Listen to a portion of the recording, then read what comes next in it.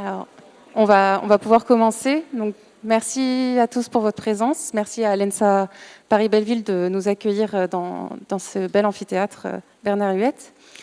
Et cette conférence, elle est organisée par l'association APC, Architecture, Patrimoine et Continuité, dont je suis membre du bureau.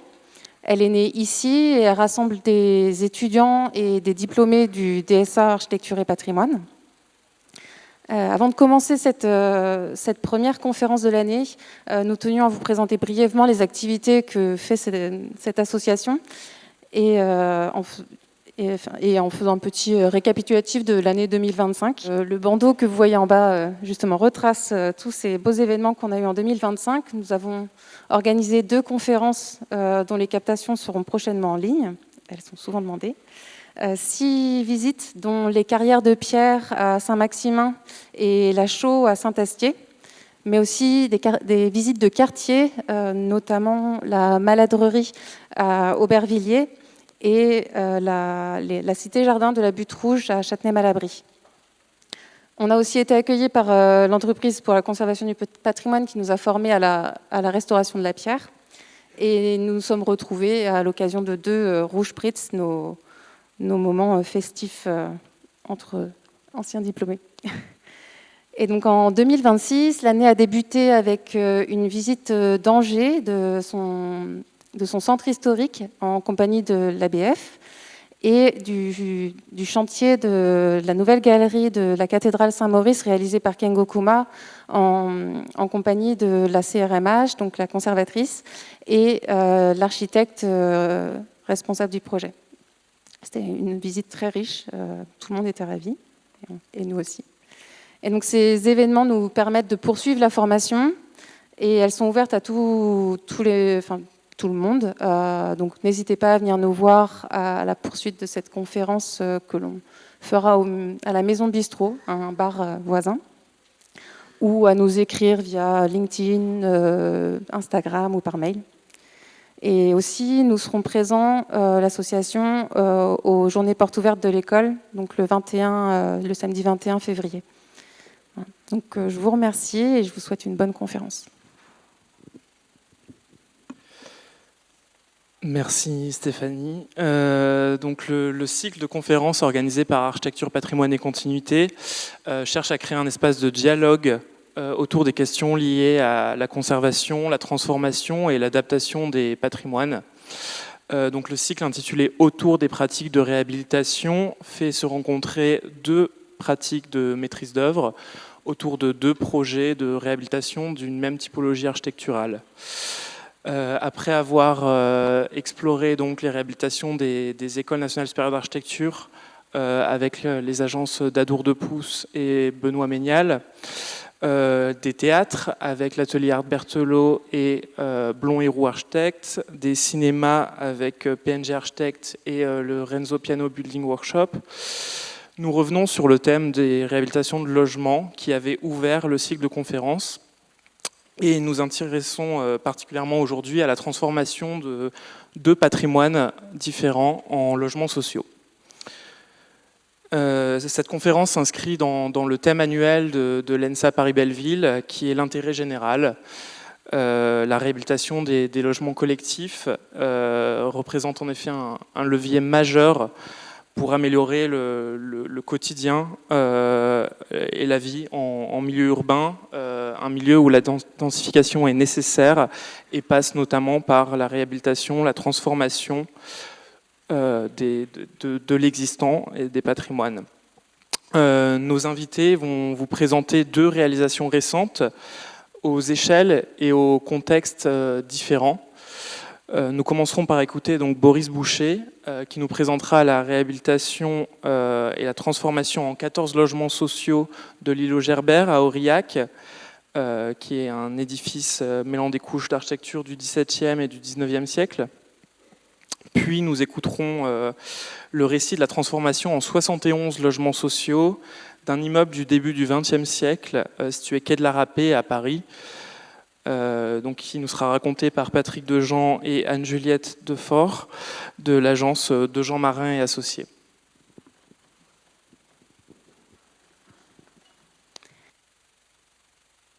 Donc on peut commencer par vous, Boris Bouchet. Vous êtes diplômé de l'École nationale d'architecture de Clermont-Ferrand en 2004.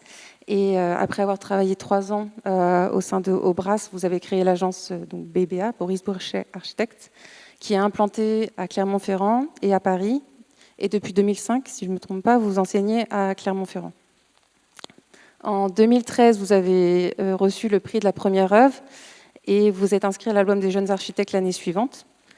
De nombreux autres prix ont récompensé votre travail et celui de votre équipe. Vous accordez effectivement une attention particulière à l'intégration de nouvelles formes dans le paysage et son climat, à la mise en œuvre de matériaux locaux et naturels, et vous portez une réflexion engagée sur les milieux complexes, dans lesquels vous intervenez notamment par la recherche de nouveaux processus de fabrication de projets et leur économie.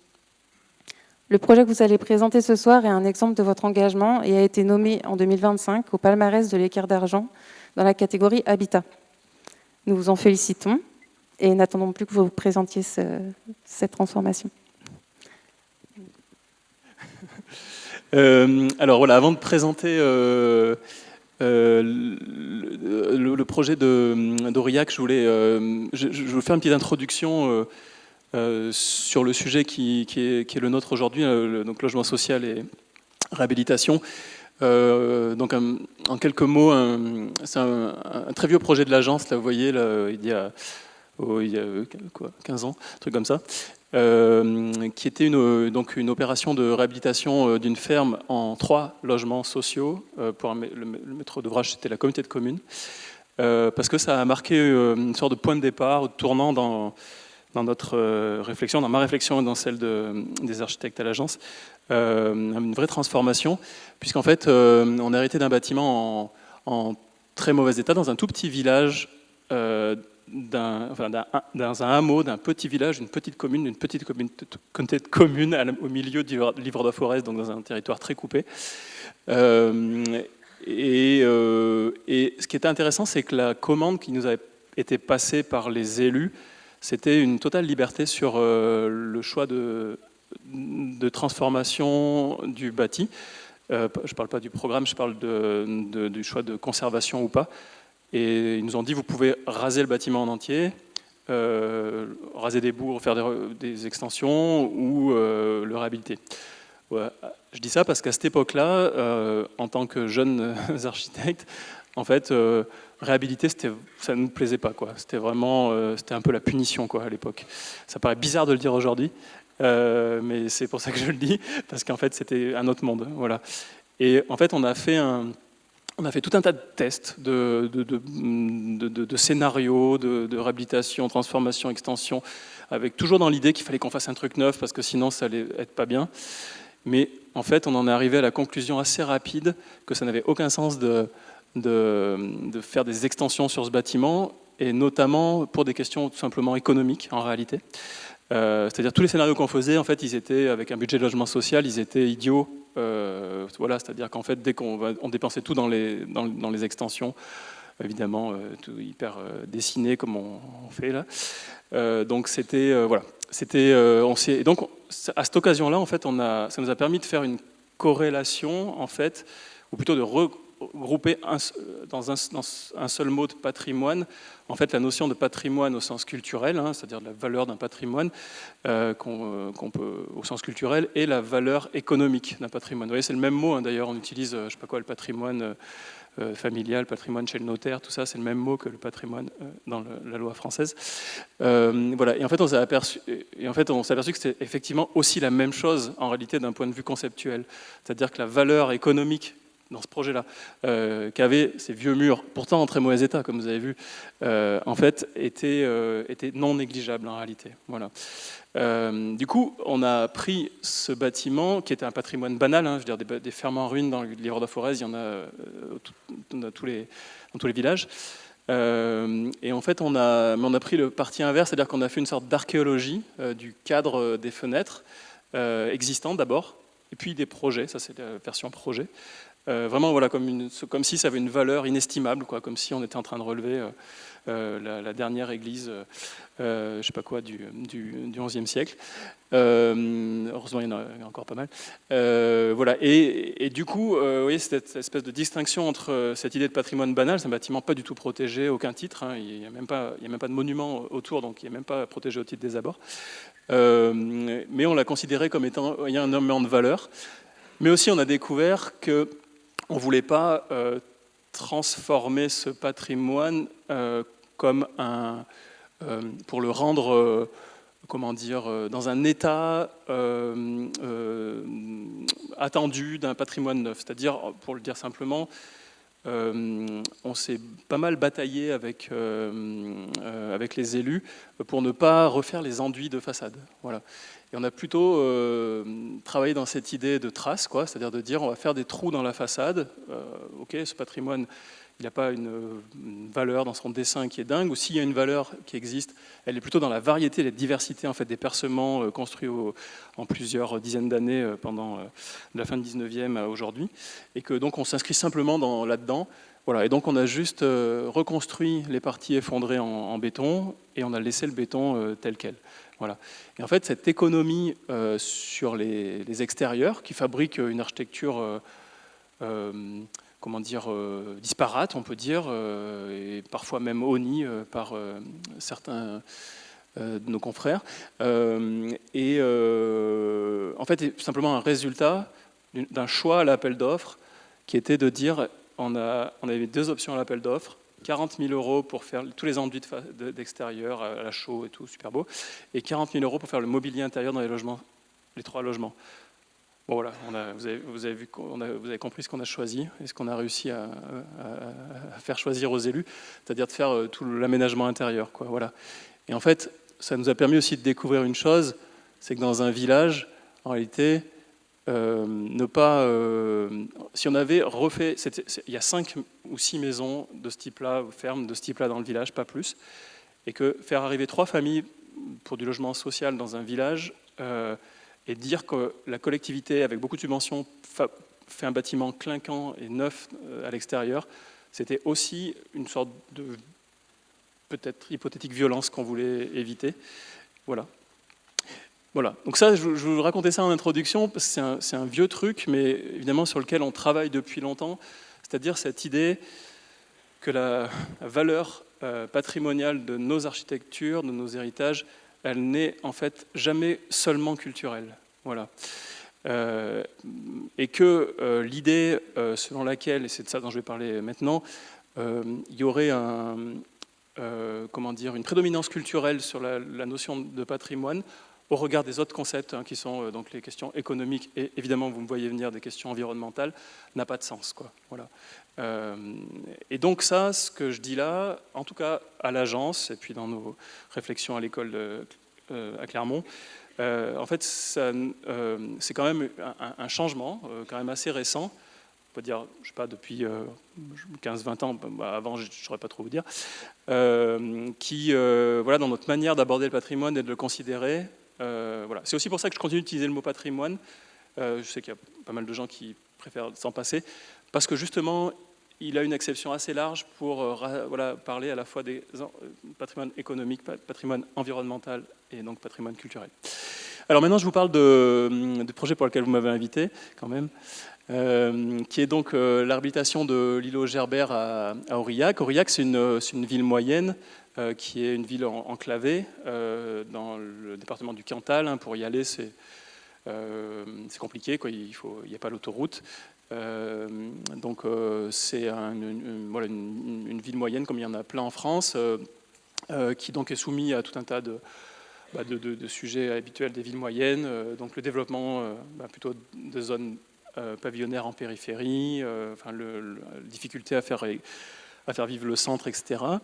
Donc là, on est situé dans une situation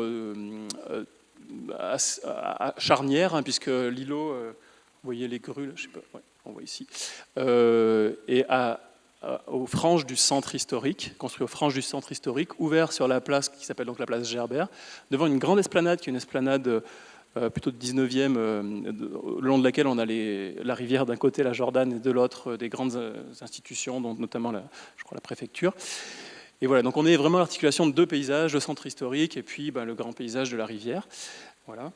Et donc on a été sollicité pour réhabiliter donc cet îlot. Alors pourquoi on dit îlot Gerbert? Parce qu'en fait c'est le regroupement de 5 parcelles et bâties, donc construction, de bâtiments construits entre le XVIIe et le XIXe siècle.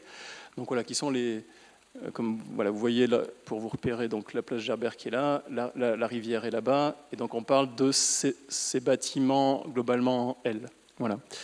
À l'origine, il y a une étude urbaine de l'Atelier des villes qui, en fait, va permettre l'idée du regroupement de ces parcelles en un seul îlot, dont le propriétaire, qui est notre maître d'ouvrage, le bailleur social Polygone. En fait, ils avaient déjà le bâtiment principal, dans lequel ils avaient encore des locataires, mais c'était des logements très très mauvais état, hein, c'était insalubre. Voilà, il y avait il pleuvait à l'intérieur des logements et tout ça. Donc il y avait une urgence de réparer, bien sûr. Voilà, mais donc l'intérêt de la réflexion des élus de la ville et des urbanistes avant, ça avait été de regrouper comme ça et de dire s'il y a un regroupement parcellaire, c'est peut-être plus intéressant que de faire évidemment par à coup. Voilà, ce qui était tout à fait juste. Voilà, donc la situation est la suivante, c'est-à-dire qu'en fait on a un bâtiment qui donne d'un côté sur la place Gerbert. Ici, il y avait à l'origine en fait tout un tas d'appentis de construction qui bloquaient totalement ce jardin, et puis une petite rue qui est la rue des Transparaux, qui est une rue très étroite, très sombre, et puis la rue historique qui est la rue des Fargues, la rue historique plutôt médiévale, qui est en fait la rue du centre-ville d'Aurillac, une des rues du centre-ville d'Aurillac. Voilà, donc la configuration n'était pas évidente, puisqu'en fait on avait un ensemble de corps de bâtis, 1, 2, 3, 4, 5, pardon, plus un sixième qui aurait au départ été dans le projet, qui est cette maison-là, qui était prévue dans le projet, qu'on a mené jusqu'à la fin des études, jusqu'à l'appel d'offres, mais qui est habité par une dame qui n'a pas souhaité vendre, qui n'a pas souhaité être relogée, et dont les élus ont renoncé au dernier moment à l'expropriation. Donc on a dû composer, je ne sais pas si c'est bien ou mal, peu importe, on a dû composer avec cette maison-là, qui au départ aurait dû être démolie, qui en plus n'était pas en très bon état, pour laisser une cour. Voilà. Donc on voit bien que la première action évidente, là, cette façade elle est orientée plein sud, qui est le bâtiment historique le plus... je ne dirais pas dire qu'il était dans le meilleur état, vous verrez tout à l'heure, mais en tout cas qui était le plus facile à réhabiliter, puisque plus facile à habiter avec des grandes fenêtres, etc., des hauteurs sous plafond, mais qui était difficile parce que le jardin était rempli d'appentis. Donc là, la première action, ça a été de démolir évidemment les appentis pour créer un jardin plein sud, et puis bénéficier évidemment des ouvertures du pignon sur la place et la vue sur la rivière. Donc ça, c'était facile. Évidemment, l'autre côté, pareil, un bâtiment un peu plus ancien, mais pareil, de bonne facture, avec une grande façade qui donnait sur une rue un petit peu plus dégagée. Voilà, on va dire ça, c'était les deux configurations qui, à l'origine, étaient déjà plus faciles. Et ensuite, les tout petits corps de bâtis entre les deux, qui, eux, étaient complètement engoncés, coincés, sans lumière, etc. Voilà. Donc l'état des bâtiments, c'est ça, hein, c'est-à-dire le bâtiment qui était dans le meilleur état, c'est celui-là. Vous voyez, c'était parfait, rien à faire. Voilà, donc tout était abîmé, les toitures pourries, les planchers pourris, les maçonneries en très mauvais état, soufflées, remplies d'eau, etc. Voilà, donc notre première action, c'est quand on a visité le bâtiment, il se trouve que le bâtiment qui était au cœur, là, celui-là, en fait, le toit était en partie effondré.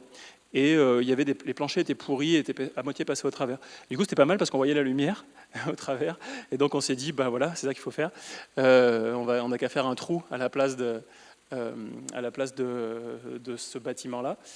Ça tombait assez bien aussi puisque avec Régis de Lubac, la BF, qui était passionné par ce projet avant même qu'on arrive et qui a beaucoup travaillé pour sa sauvegarde et tout ça, en fait, il ne voulait pas qu'on fasse d'espace extérieur visible sur les rues historiques et sur la place.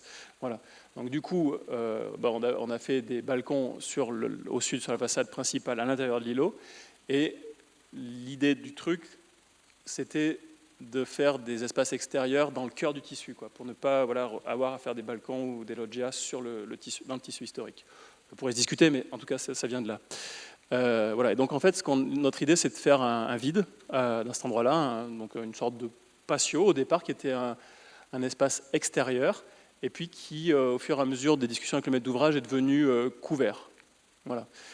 Donc il se trouve que comme le bâtiment était en très mauvais état et effondré, en fait on a reconstitué des façades à l'intérieur, mais du coup ces façades on les a fait, évidemment c'était difficile de les reconstruire à l'intérieur et tout ça, donc on a fait des façades en mur ossature bois qui ont donc été préfabriquées, donc c'était plus facile à venir installer sur les maçonneries existantes. Donc ce lieu, c'est ça les façades ossature bois. Du coup ce lieu il a plusieurs fonctions. La première elle est climatique. Oui, c'est super d'avoir un espace comme ça, tampon au milieu d'une opération de logement, qui est en fait un espace tempéré, avec une verrière à l'étage. Et c'est vrai que dans un centre-ville comme ça, on verra après plusieurs étés, mais on va dire qu'on n'a pas tellement de problèmes de surchauffe. Par contre, on a plutôt des sujets d'apport solaire, notamment en ce moment-là, dans ces saisons un peu plus froides et tristes. Vous savez, Aurillac, c'est le point bleu sur la carte météo, je ne sais pas si vous repérez, en général. Voilà. Et puis, évidemment, une manière aussi de pouvoir faire de la ventilation traversante dans les logements, etc.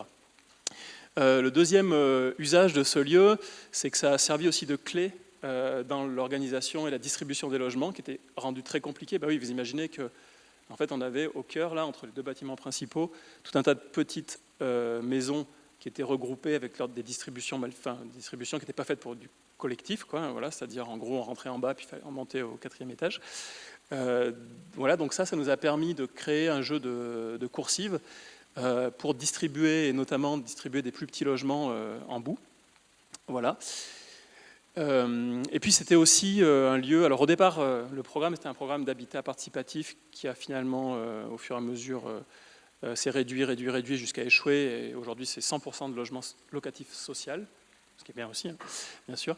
Et donc ça a aussi l'idée que ce lieu serve c'est aussi un espace collectif, ce qui n'est pas toujours évident quand on fait une réhabilitation comme ça dans un centre ancien, il y a peu de place, et donc finalement il y a le jardin bien sûr, mais c'est un deuxième lieu collectif qui permet aux habitants de se rencontrer s'ils le souhaitent. Donc voilà comment ça nous a, quand je dis que ça a servi de clé parce qu'en fait on avait cette distribution historique qui était un escalier en pierre dans une tour, évidemment qu'on voulait garder, mais toute cette partie-là était très difficile à distribuer. Et donc, selon les étages, je ne rentre pas trop dans le détail, mais le jeu de coursive nous a permis d'aller distribuer. Par exemple, il y a 2 logements, ça a permis de distribuer les 2 logements.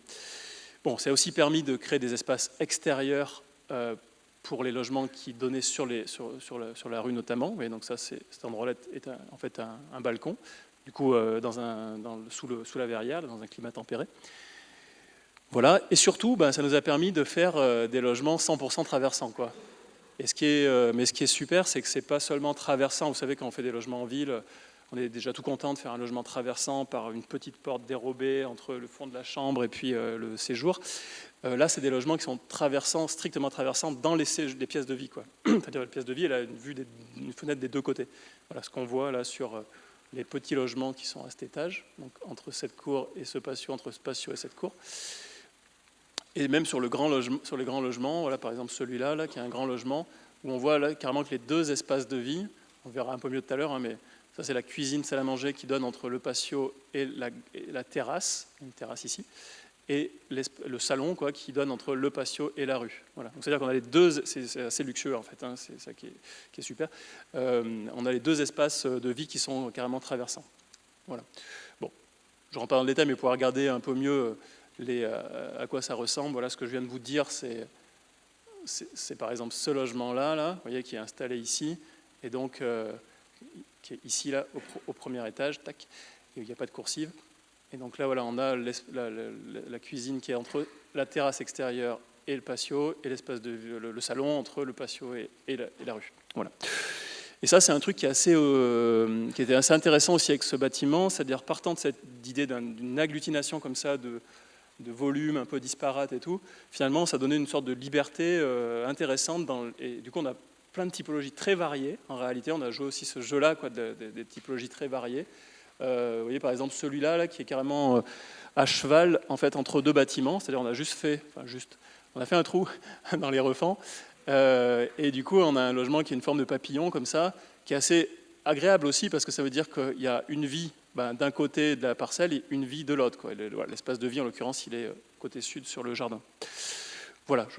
Et donc ça donne des logements qui sont, tous les logements qui sont traversants avec pas mal de lumière, ce qui n'était pas si évident, comme vous pouvez l'imaginer, dans un contexte comme ça de centre-ville assez dense, avec peu de recul, etc.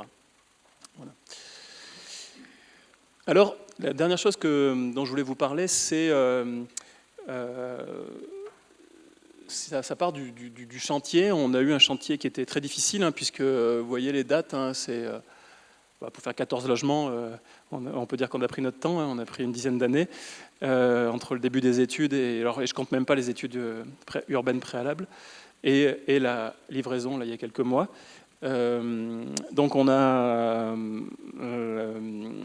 eu des études très longues pour différentes raisons, mais pour des questions, des problèmes économiques, de changement de programmation là, que je vous ai évoqué tout à l'heure, le passage d'un habitat partagé à une locative sociale pure. Et puis on a eu un chantier aussi très long, très difficile.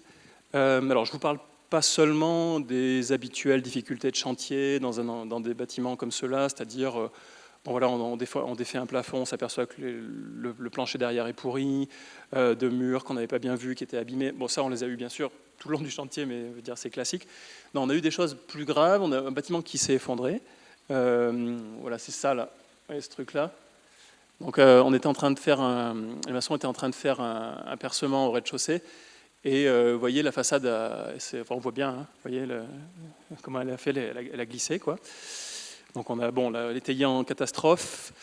En fait, la difficulté à ce moment-là, c'est que ce bâtiment avait été renforcé déjà, malheureusement. C'est-à-dire qu'on avait fait des micro-pieux à l'intérieur pour essayer de sauver des murs qui étaient en mauvais état. On avait refait des planchers déjà, des dalles en béton. Donc vous imaginez que dans un projet de logement social qui a une économie tendue, quand en fait on dépense de l'argent, ça coûte cher en plus de faire tout ça, et que en fait au bout le bâtiment commence à s'effondrer et que la conclusion c'est qu'il faut le raser et le reconstruire, ça met un petit coup au budget, quoi. Voilà. Donc ce coup-là, il a été dur parce que, pour le maître d'ouvrage évidemment, parce que il n'avait pas du tout l'argent pour le faire. Donc ça a mis du temps à remobiliser des financements et tout ça. Donc pendant ce temps-là, on avait un chantier à ciel ouvert, des planchers en bois sous la pluie pendant plus de 6 mois, qui ont pris l'eau et tout ça.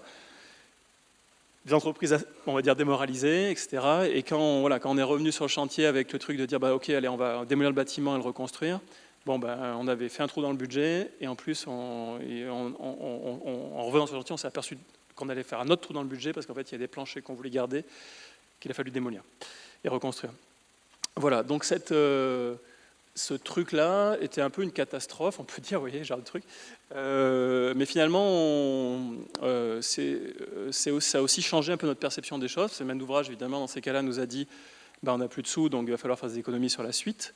Et donc on avait, avec Régis de Lubac à l'époque, on avait prévu tout ce qu'on doit faire dans les bâtiments historiques, de rejointoiement de jolies pierres quand c'était des jolies pierres, de bel enduit à la chaux quand on avait des maçonneries un peu moins performantes et tout ça. Tout ça, ça coûtait plutôt cher, évidemment. Donc on a renoncé à ça. Donc on s'est plutôt mis dans une démarche très différente, qui était plutôt de dire qu'on faisait des interventions minimales sur les revêtements. Et c'est un bâtiment où il y a beaucoup de façades qui se retrouvent de façades historiquement extérieures qui se retrouvent à l'intérieur. On avait beaucoup de cas comme ça, quoi. Voilà. Et puis il y a une autre chose finalement qui est apparue pendant ce chantier qui a duré très longtemps. C'est une sorte de, je sais pas comment on peut dire, une sorte d'esthétique de la conservation, une sorte d'esthétique du bricolage, on pourrait dire aussi, finalement, que vous voyez, ce genre de truc, quoi.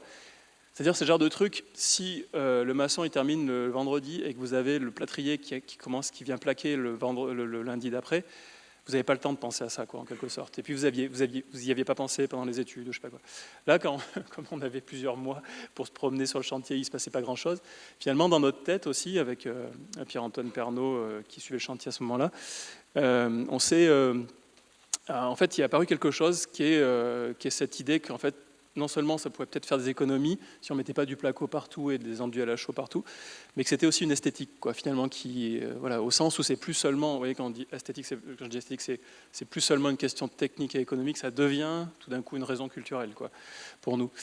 Et donc on s'est dit, c'était pas évident tout de suite de convaincre le maître d'ouvrage, mais on s'est dit qu'on allait garder absolument tout ce qu'on pouvait garder, quoi. Voilà. Et quitte à avoir ce genre de truc, quoi. Parce que évidemment, voilà, les maçonneries, elles étaient bricolées, quoi, historiquement recouvertes, hein, c'est-à-dire pas destinées à être vues. Et donc on se retrouvait avec des trucs comme ça. Là, par exemple, la cheminée avait été abîmée, donc on avait, au début du chantier, les maçons l'avaient rebouchée avec des parpaings. Bon, voilà. Et donc on s'est dit que finalement, on pouvait peut-être garder ça. Donc on a négocié pied à pied avec l'enduiseur pour dire quand on pouvait rejointoyer, le faire, et puis quand on ne pouvait pas, plutôt trouver d'autres manières, c'est-à-dire de soit garder en l'état, juste nettoyer, et par moment, dans les quelques petits sous qui nous restaient, faire juste un classique badigeon, quoi. Voilà. Et en fait, ce qui est apparu, vous voyez, moi je ne pense pas que la théorie en architecture, elle soit a priori, c'est-à-dire qu'on sache à l'avance en fait ce qu'on va dire sur un projet. Je pense que le projet est un terrain d'expérience et que donc on peut dire ce qu'on en a fait après avoir vécu l'expérience, sans en être sûr, bien sûr. Et en fait, ce qu'on a découvert sur ce chantier, oui, c'est dans le sens aussi de ce que je disais tout à l'heure, c'est que alors que c'est des bâtiments du 17e, 19e, dans un centre-ville, protégés au titre des abords, scrutés par les ABF et tout ça, en fait, la réflexion, qui est certainement un peu provocante, mais que je vais quand même vous livrer, a été de dire qu'il y avait une équivalence de valeur entre le mur en pierre du 18e, les boiseries du 17e, et la réparation en parpaing du maçon qui aurait dû être faite en béton, qui en économisé et tout ça.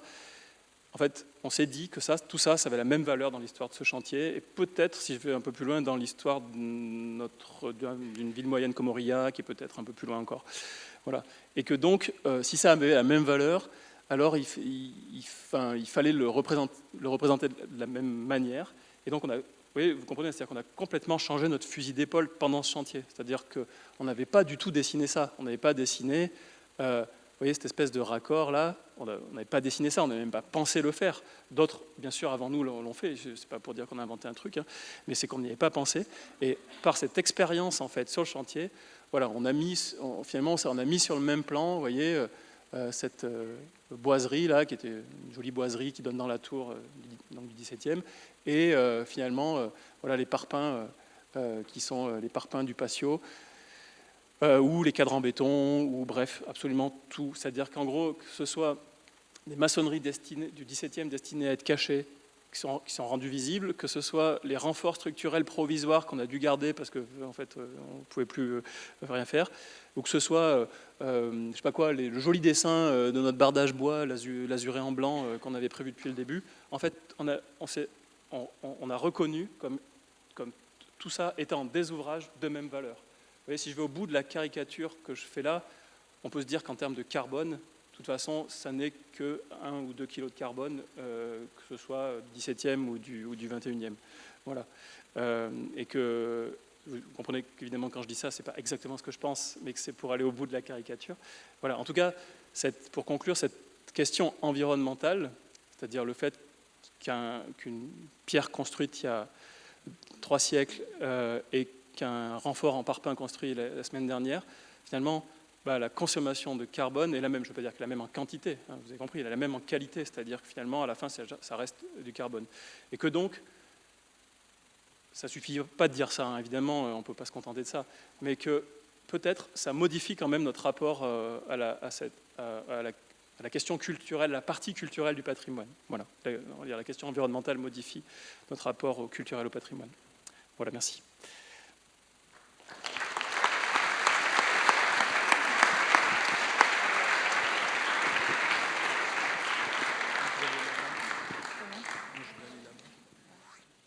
Merci Boris pour cette première présentation. Nous allons désormais écouter Patrick Dejean et Anne-Juliette Defort nous présenter le deuxième projet de la soirée. Patrick Dejean, vous êtes donc diplômé de l'École des Beaux-Arts de Bourges, puis de l'École nationale supérieure d'architecture de Paris-Belleville. Vous fondez votre agence avec Jérôme Marin, puis êtes rejoint par de nouveaux associés pour composer l'agence Dejean Marin et Associés qui est implantée à Paris. Anne-Juliette Defort, vous êtes également diplômée de l'École nationale supérieure d'architecture de Paris-Belleville. Vous êtes associée donc de l'agence Dejean Marin et Associés. Vous vous êtes attaché à spécialiser votre pratique d'agence dans la réhabilitation des logements de typologies variées, de la cité ouvrière aux grands ensembles en passant par les HBM, ou comme ce soir, aux transformations de patrimoine en logement. Une spécialité que vous défendez d'ailleurs en participant à de nombreuses conférences, colloques et publications. Et vous couplez tous deux votre pratique de maître d'œuvre à l'enseignement au sein de cette école. Vous nous présentez aujourd'hui donc la transformation en logements sociaux de l'immeuble situé quai de la Râpée à Paris, un immeuble construit en 1911 comme hôtel qui a connu plusieurs transformations programmatiques, d'hôtel à bureau, puis de bureau à logement sous votre maîtrise d'œuvre. C'est un projet donc, que vous avez livré en 2025 et qui comprend donc 2 commerces, les locaux de la direction de la propreté de l'eau ainsi que 71 logements sociaux à proximité directe du port de l'Arsenal. Merci pour votre présence et je vous laisse la parole. Merci, bonsoir. On va faire une présentation à 2 voix entre Anne-Juliette qui était chef de projet sur le sujet au moment des études et qui a suivi le chantier.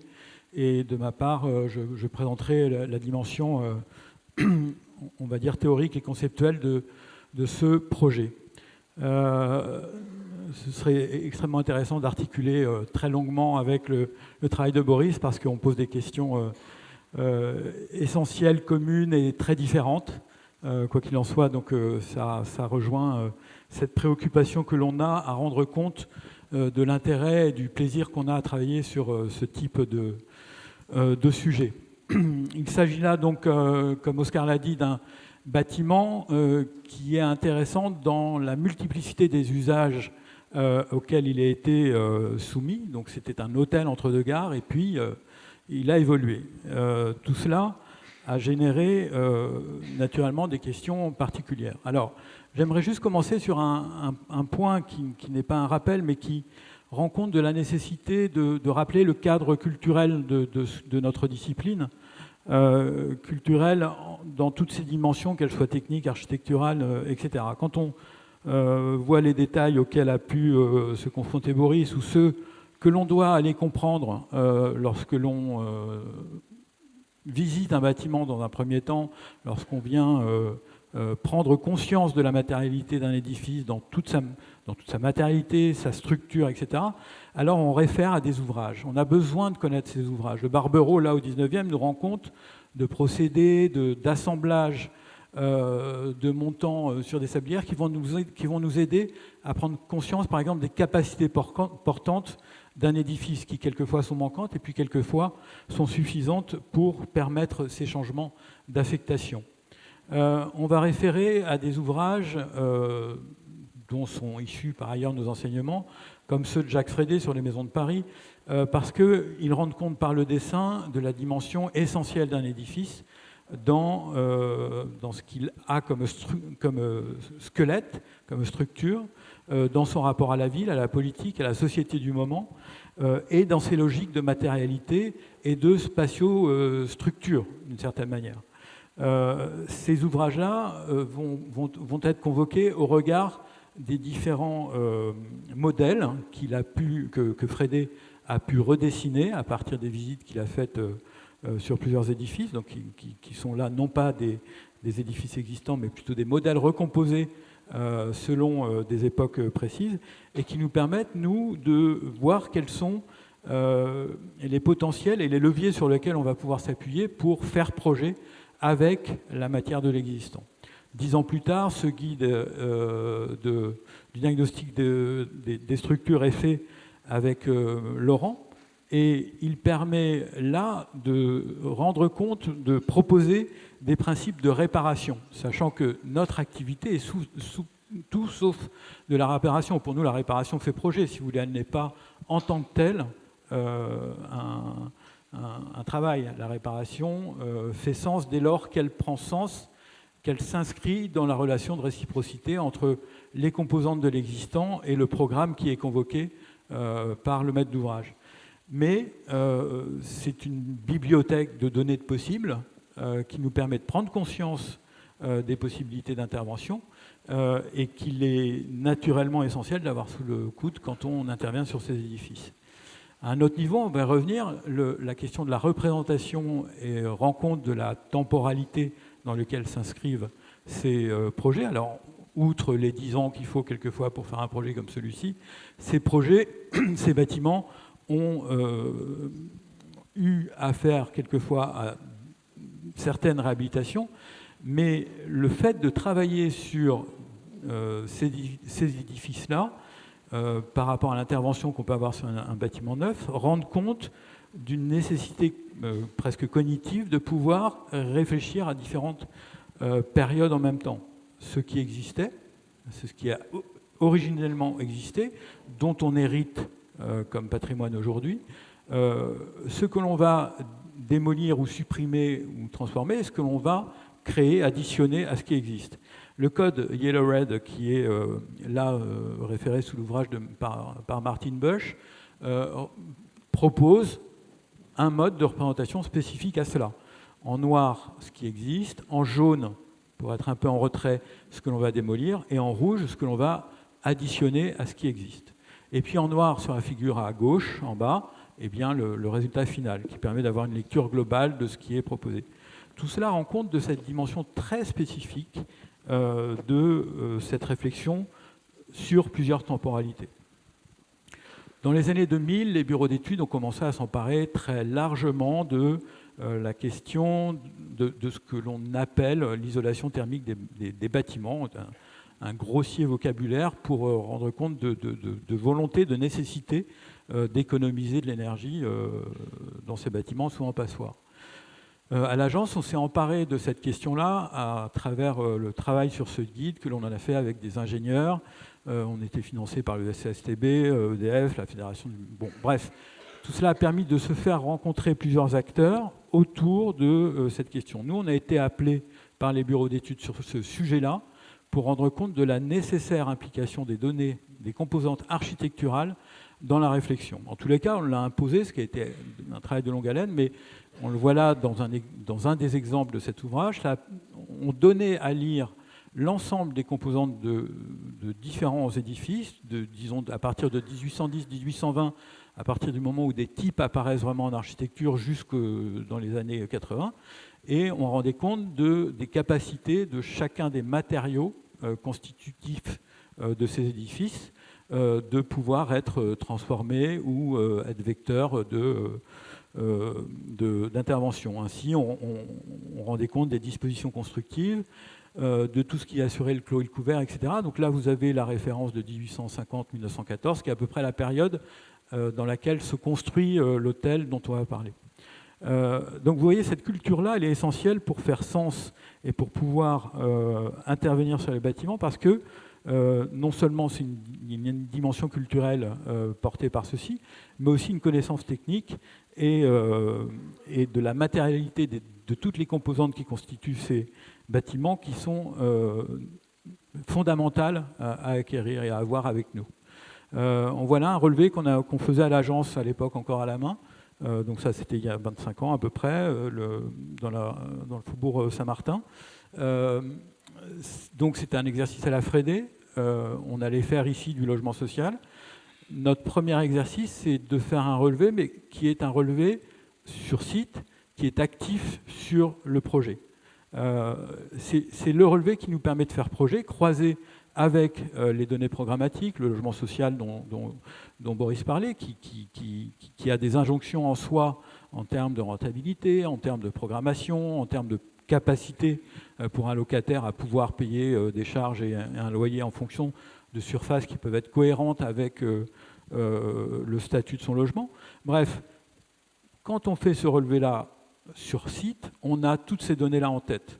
Et c'est ce relevé qui devient un projet, on va le voir, et qui permet de nourrir ainsi la réflexion de manière, j'allais dire constructive sans jeu de mots, avec les nouvelles données programmatiques. Donc il y a une espèce de relation de réciprocité qui commence à s'opérer entre des données extérieures à un édifice, qui est le programme, etc., et la réalité matérielle et structurelle et spatiale d'un édifice.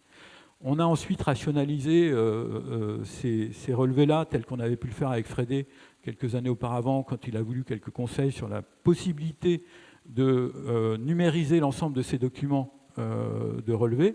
Ici, vous avez le relevé d'un bâtiment 1850 rue Belland dans le premier, qui est informatisé en termes de relevé. Et en fait, à nouveau, ce relevé-là, lorsqu'il s'opère, donc c'est des documents qu'on produit nous-mêmes à l'agence, lui, il glisse d'une certaine manière avec le projet. L'intérêt de le numériser, c'est aussi qu'on peut travailler sur des calques. À droite, vous avez donc la partie relevée, et puis à gauche, la partie du projet qui apparaît, en superposant naturellement le relevé au projet. Et c'est cette réciprocité-là permanente qui permet de faire projet.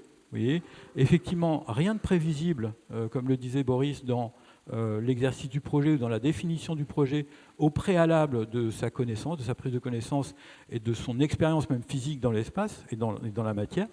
Les choses se font en profonde immersion de ce qui existe pour faire sens.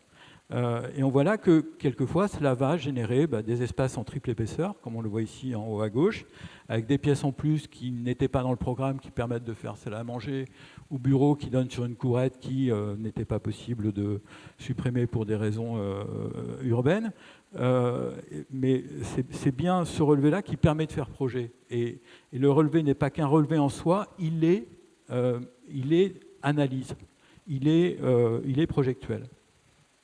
Toujours dans la recherche de moyens spécifiques de représentation à ce mode de conception. Ici, une coupe perspective sur des bâtiments de Émile Ayot que l'on est en train de réhabiliter à la Cité de l'Abreuvoir, des bâtiments de 57 qui sont de forme en serpentin comme ça, et quelquefois avec des tours, étoiles rondes, etc.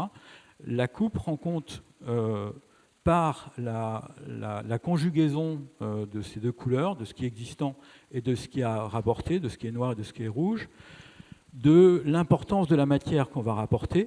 Et encore, on n'en voit pas sur cette coupe-là la surisolation qu'on a faite sur l'isolation existante. On a choisi de conserver l'isolation qui était déjà en place pour éviter de déplacer de la matière. Mais cela nous permet de tester et de visualiser l'équilibre entre matière apportée, matière déplacée et matière conservée. Et puis, cela permet aussi de conforter certaines idées fortes chez Émile Ayot, qui étaient l'attention portée à ces formes courbes, etc., qu'on a souhaité mettre en exergue par une recherche d'enduits les plus résistants possibles parce qu'ils étaient exposés, mais en même temps qui rendaient compte de la souplesse très, très puissante de ces formes. Le relevé là, fait sur Chauffournier, la cité de Chauffournier qui n'est pas loin d'ici, qui est un HBM de 1926, c'est nous-mêmes qui faisons ce relevé. c'est un relevé structurel, donc on va sur place, on enquête déjà sur les différents modes constructifs des HBM, qui sont quand même des systèmes poteau-poutre assez étonnants au regard de la massivité qu'ils donnent à lire. Et puis, c'est en comprenant d'une certaine manière les vides structurels dans lesquels on pourrait éventuellement s'intégrer ou contre lesquels on pourrait s'apposer que l'on peut faire projet. D'accord ? Là, il s'agit d'un projet technique d'isolation. On ne parle pas des logements qu'on a modifiés, etc. C'est encore une autre composante du projet. Mais on voit là que dans certains cas, on peut s'immiscer dans les épaisseurs de plancher, et puis dans d'autres cas, on ne peut pas s'immiscer dans les épaisseurs, dans les vides de briques, parce qu'on créerait des pathologies si on le faisait. On l'a fait dans d'autres cas.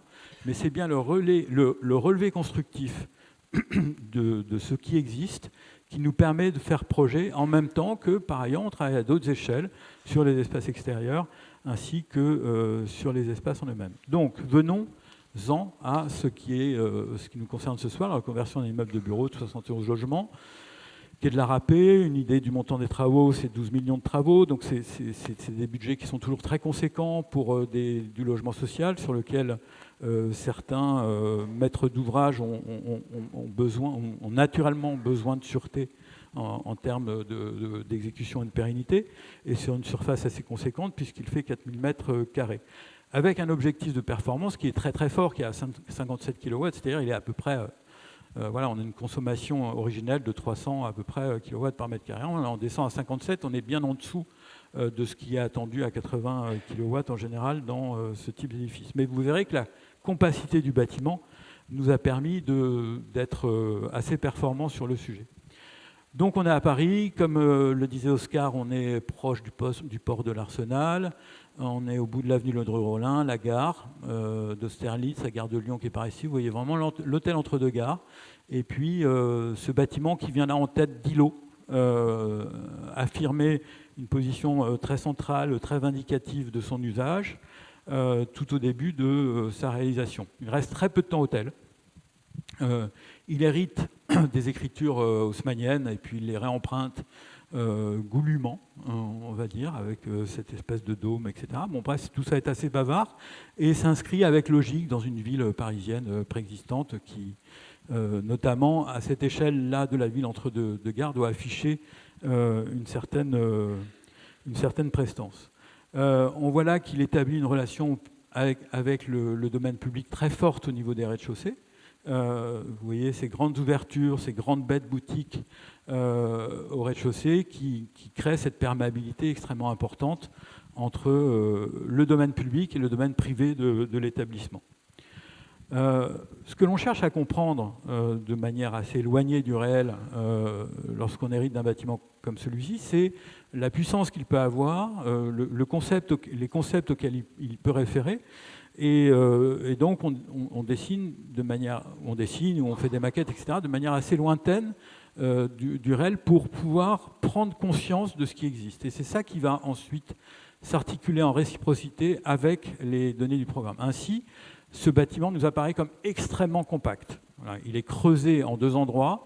Cette cour centrale, Anne-Juliette vous référera à des petites courettes par ailleurs sur le reste du site, mais cette cour centrale qui est un énorme puits qui va éclairer la salle de restaurant au rez-de-chaussée, et puis cette énorme galerie, ce grand vestibule qui lui est traversant sur l'ensemble de cette tête d'îlot, puisqu'il est pris entre le square ici qui est sur la droite et puis le quai de la Râpée ici, donc c'est vraiment un bâtiment tête, un bâtiment pro, avec donc cette forte masse percée en deux endroits, ce vestibule traversant et ces trois façades qui viennent imposer leur massivité à l'espace urbain.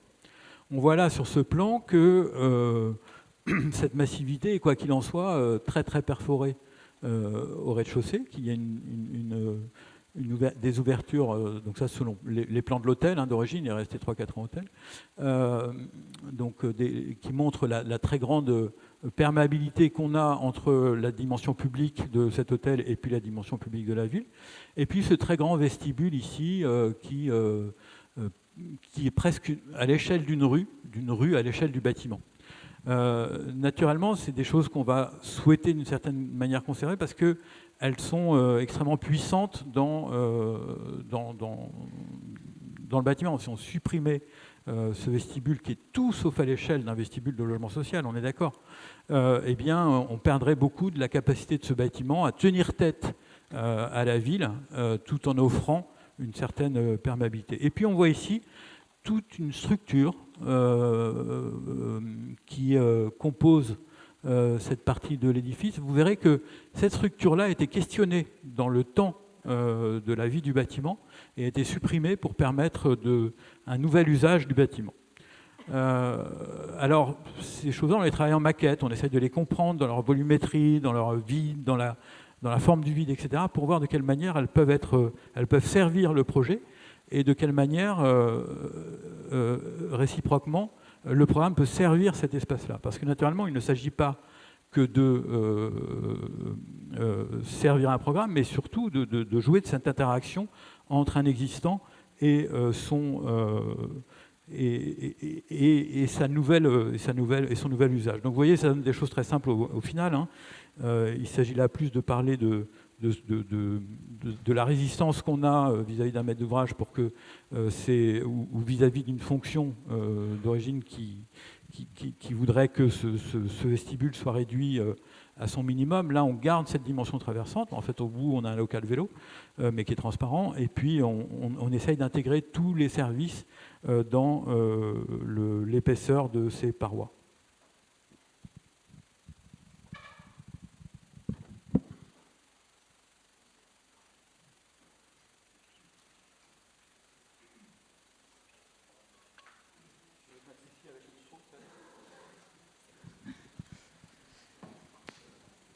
Ça a l'air de marcher.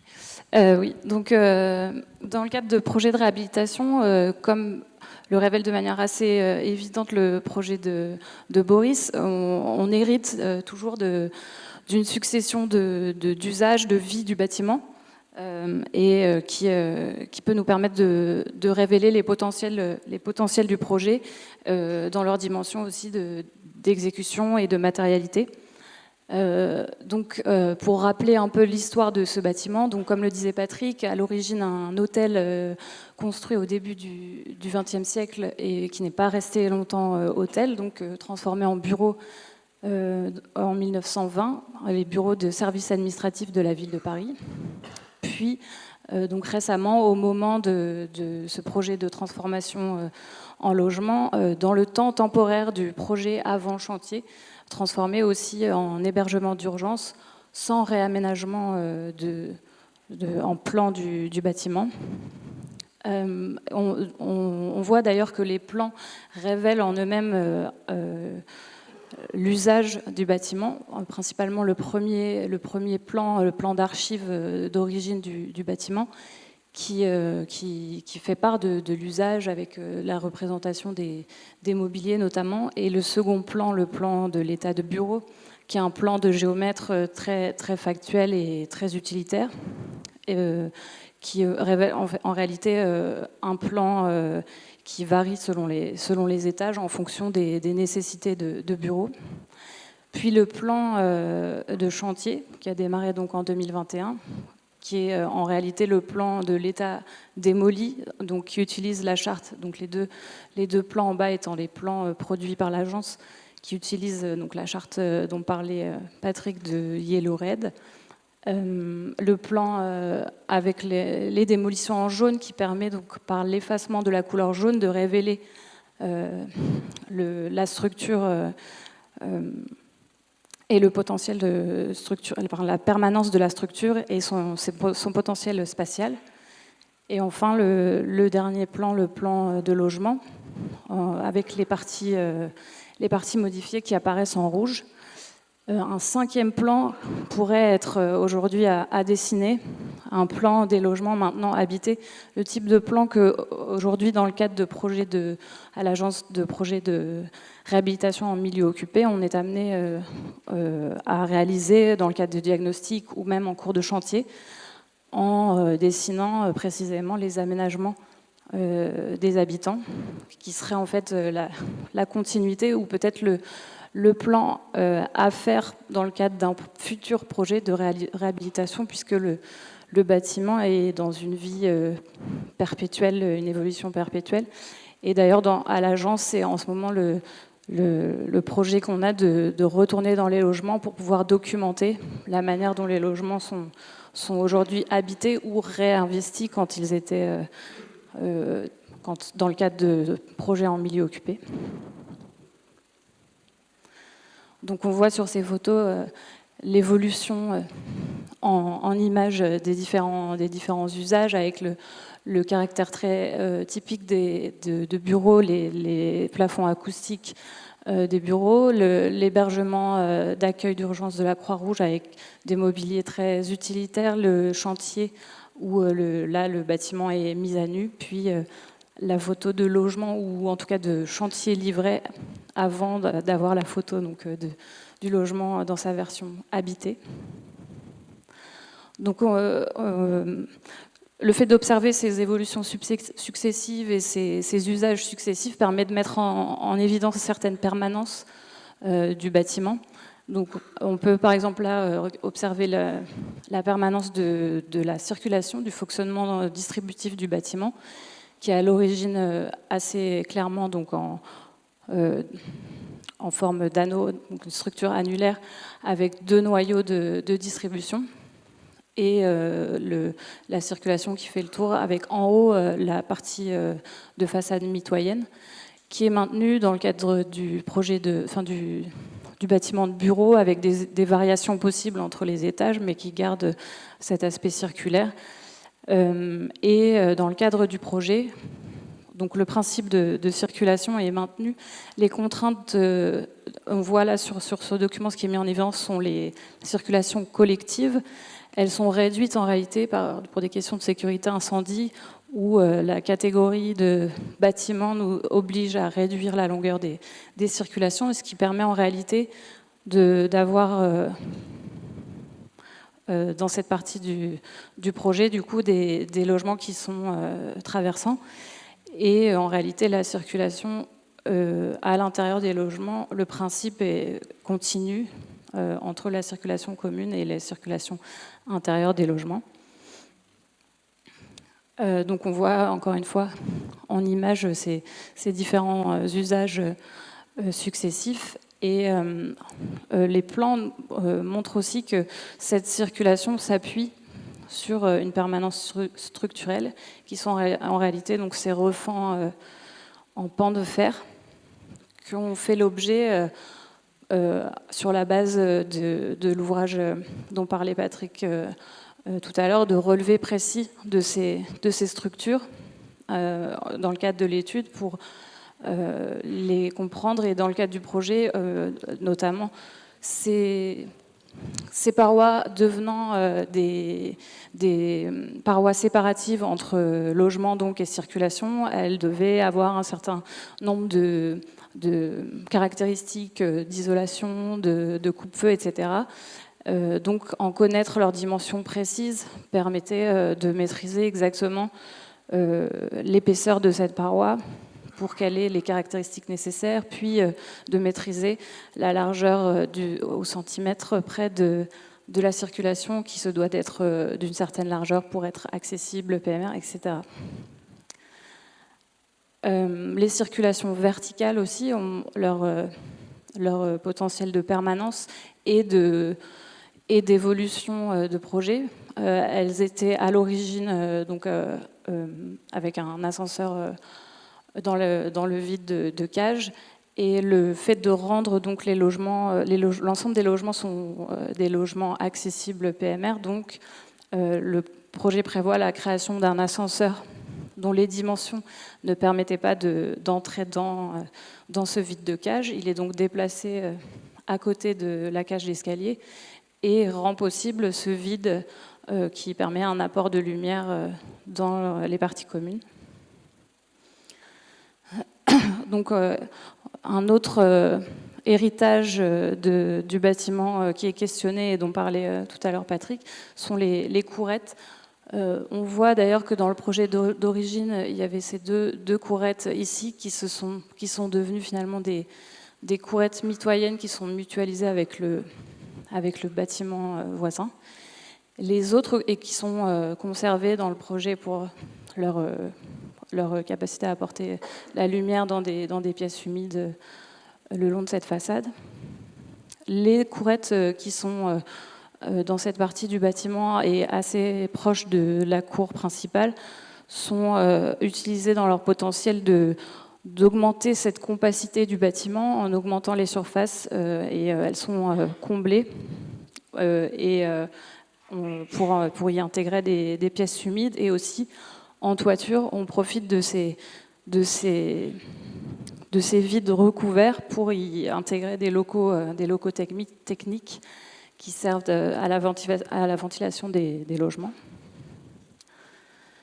Voilà donc les courettes dans leur état avant projet et en cours de fermeture en chantier, après, avec la démolition des façades qui sont des façades en pan de fer également. La succession des usages et au cours du temps se retrouve en plan mais aussi en coupe. On voit ici que le projet, alors la date est pas forcément, n'est pas connue précisément, mais c'est plutôt dans les années 50 ou 60 que le bâtiment a vu s'installer des immenses salons de réception dans les étages bas qui ont créé ces immenses grandes hauteurs et ce sous-sol qui à l'origine était à cette hauteur-là, donc en creusant plus bas, notamment en posant des questions, puisqu'on est juste au bord de la Seine, des questions d'inondabilité. Sur cette coupe de géomètre, on voit donc qu'il y a un habillage qui fait que la structure qui permet de créer cette immense ouverture n'est pas représentée. Dans la version projet, donc elle est représentée ici. Le projet, lui, prévoit dans ses étages bas la création donc de 2 commerces et de bureaux de la direction de la propreté et de l'eau, donc les égoutiers de Paris. Et donc le projet profite de cette double hauteur du rez-de-chaussée entre-sol avec des grandes baies double hauteur pour augmenter une fois de plus la compacité et la surface à cet endroit-là. Mais cette augmentation du plancher à cet endroit-là demande donc la suppression de 2 de ces grands portiques en fait qu'on va voir ici, ces grands portiques métalliques donc qui ont été rajoutés a posteriori pour créer ces salons de réception. Donc on voit ici comment ils sont complètement camouflés par les habillages et ici révélés pendant le chantier. Donc en cours d'étude, nous avons fait les relevés précis de ces structures pour vraiment comprendre le fonctionnement. Donc c'est l'architecte qui fait ces relevés parce que c'est en ayant à l'esprit l'impact en termes de conception que le relevé peut être réalisé en cohérence. Et il révèle notamment une incohérence entre les positions de ces portiques et la façade existante sur la rue, qui était très ouverte à l'origine, accueillant dans le projet d'origine des commerces, et qui a donc amené à une réflexion sur le travail des menuiseries sur ces rez-de-chaussée pour réintégrer ces portiques. Et la démolition donc d'une partie de ces portiques pour intégrer le rez-de-chaussée, le plancher intermédiaire des bureaux en chantier a donc amené à construire une structure entièrement, une structure réelle, temporaire, pour pouvoir découper les structures avant d'installer la structure définitive. Donc voilà, on voit sur cette image comment le chantier révèle les vies successives d'un bâtiment avec encore la présence de ces portiques et la façade sur le côté qui est mise à nu et la complexité de la mixité d'usage avec les passages de réseaux qui cheminent en plafond de ces commerces des étages bas venant des logements. Voilà encore des photos en cours de chantier où on voit ici donc les fameux portiques qui descendent sur les 2 doubles niveaux et donc qui en cours de chantier révèlent des espaces assez impressionnants. Les potentiels les potentiels d'évolution d'un bâtiment se révèlent aussi en façade, ce qu'on verra plus en détail ensuite. Et donc ici, c'est la façade sur la cour principale, qui est une façade en briques. Et donc au-delà d'un simple ravalement de la façade, on voit par exemple ici, à l'emplacement d'un ancien monte-charge, où on retrouve une écriture architecturale du logement qui se met en cohérence avec le reste de la façade de logement. Voilà.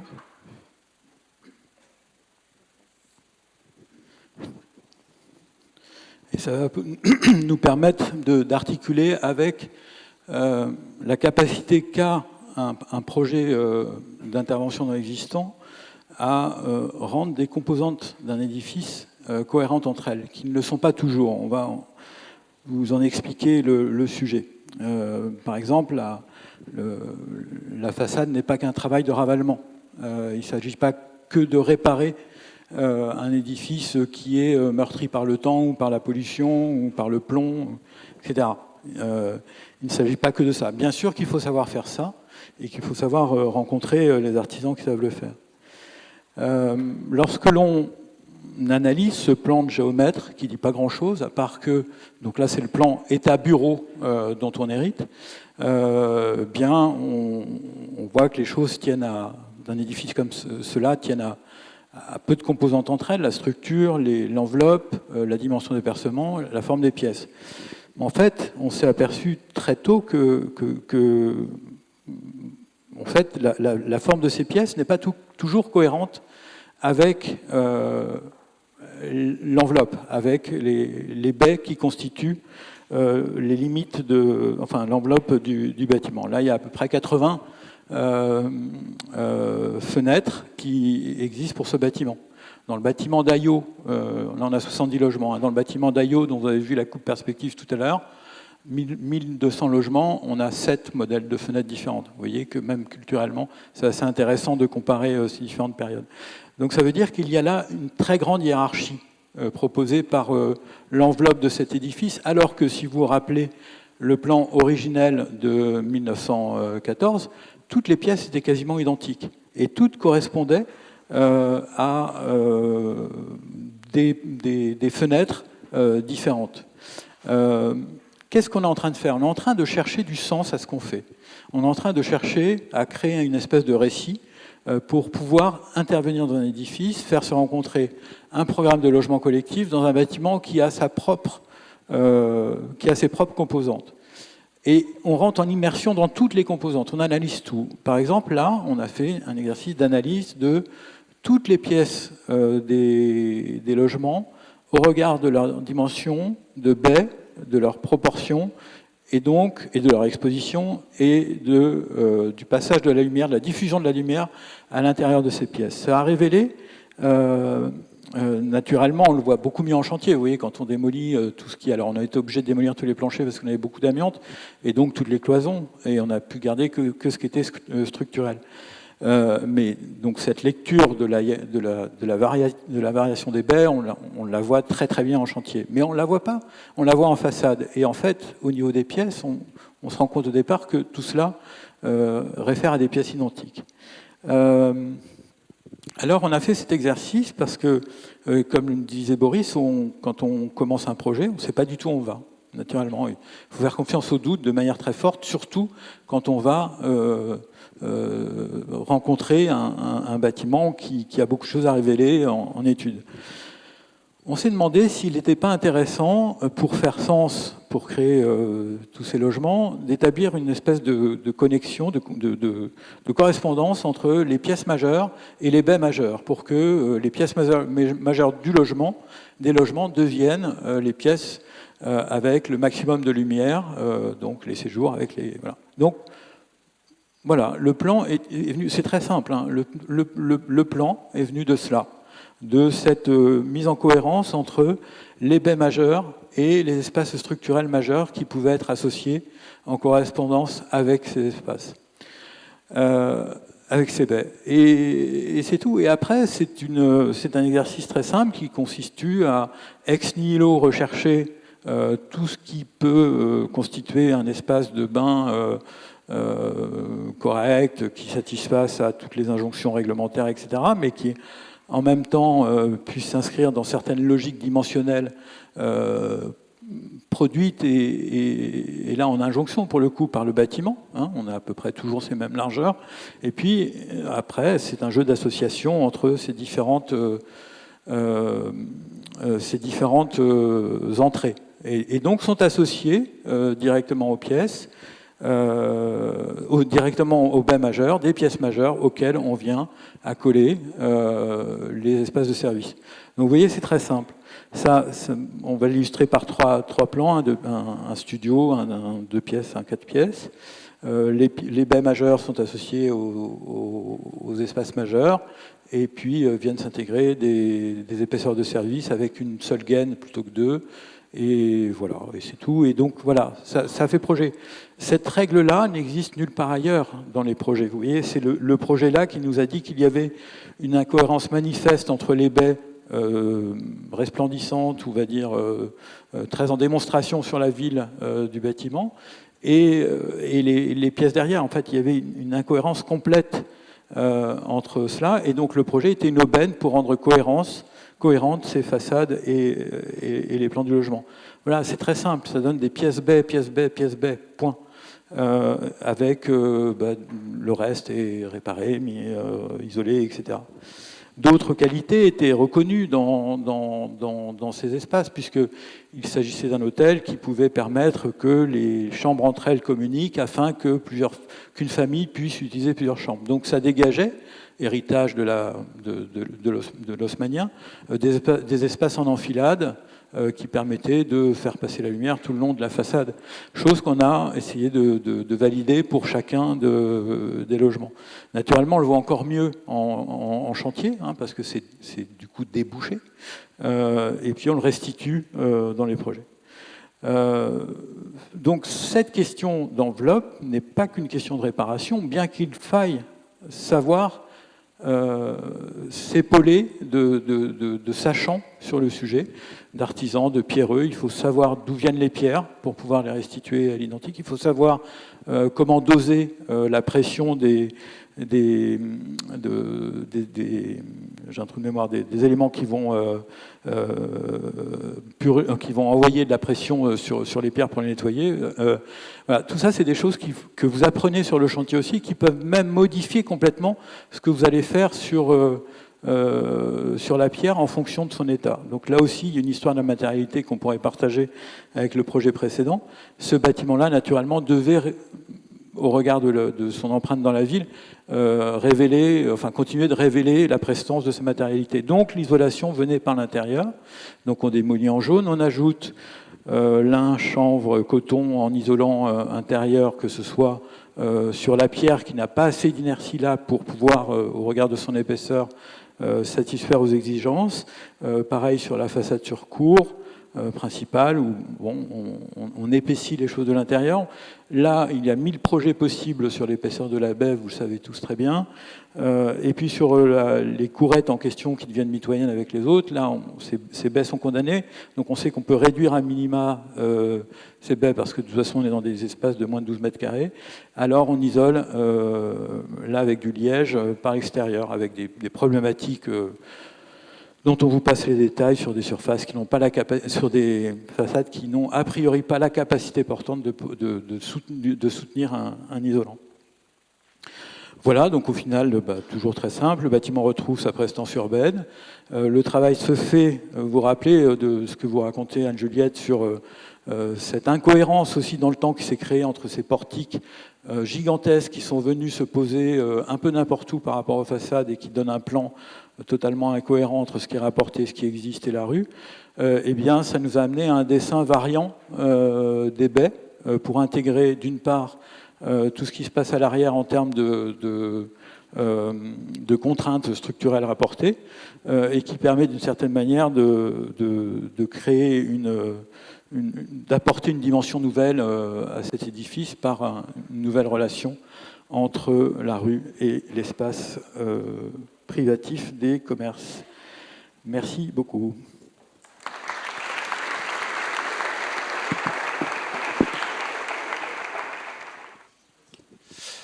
Merci Patrick, merci Anne-Juliette pour cette deuxième présentation de la soirée.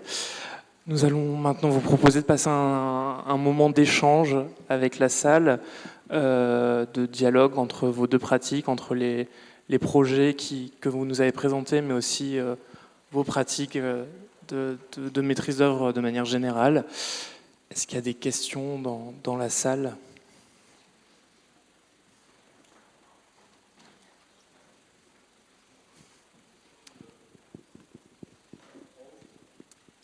Merci. Merci pour vos deux présentations. Je voulais réagir du coup plus tôt sur le projet de Boris Bouchet, notamment par rapport à ce que vous disiez sur le fait de ne pas avoir d'a priori sur les différentes époques et les différentes transformations qu'on veut mettre en œuvre et cette volonté de ne pas hiérarchiser le projet. Vous expliquiez assez bien notamment que le projet que vous aviez pensé au départ, c'était pas forcément le projet qui avait été fait définitivement, que beaucoup de choses s'étaient décidées au fur et à mesure. Et j'ai l'impression que c'est aussi une marque un peu manifeste du rapport que vous présentez par rapport au patrimoine, au fait que vous ne cherchez pas, c'est ce qu'on appelle, je crois, la doctrine stylistique, vous ne cherchez pas à créer un style et une unité, un bâtiment qui soit unifié dans toutes ses parties, mais au contraire que toutes les époques et les transformations puissent participer du projet. Comment est-ce qu'on fait pour penser un projet du coup qui est plus un processus plus une manière d'agir sur le bâtiment plutôt que penser par rapport à une forme architecturale finie ou un état final qui est clairement défini. Je ne sais pas si c'était clair comme question.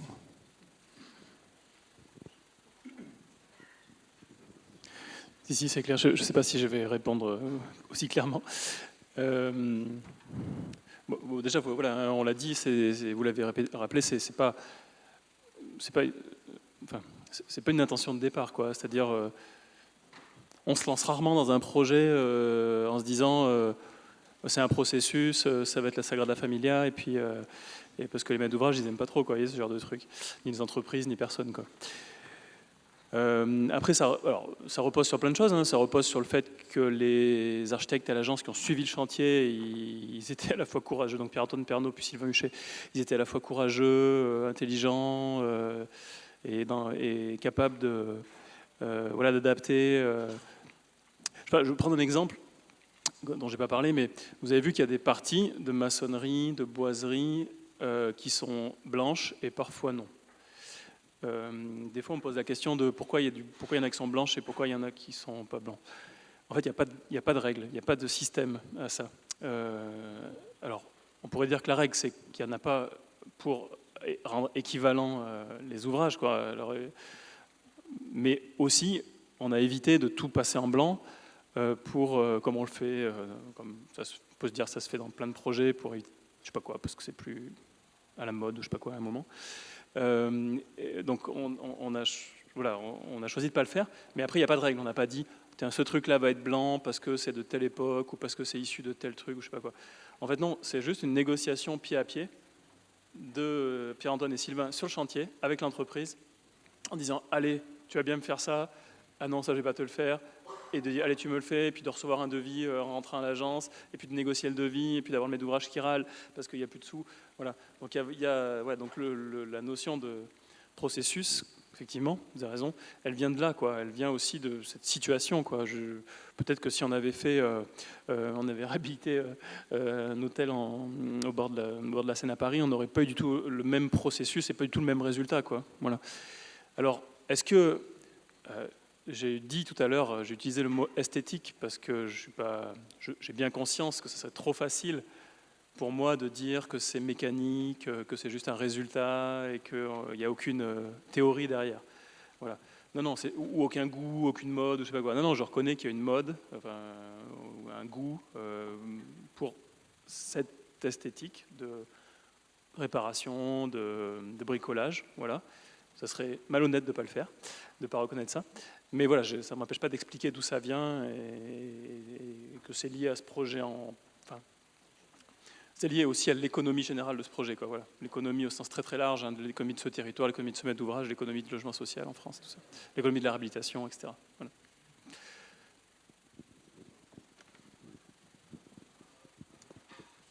Oui, ouais, merci aussi également pour cette présentation très intéressante.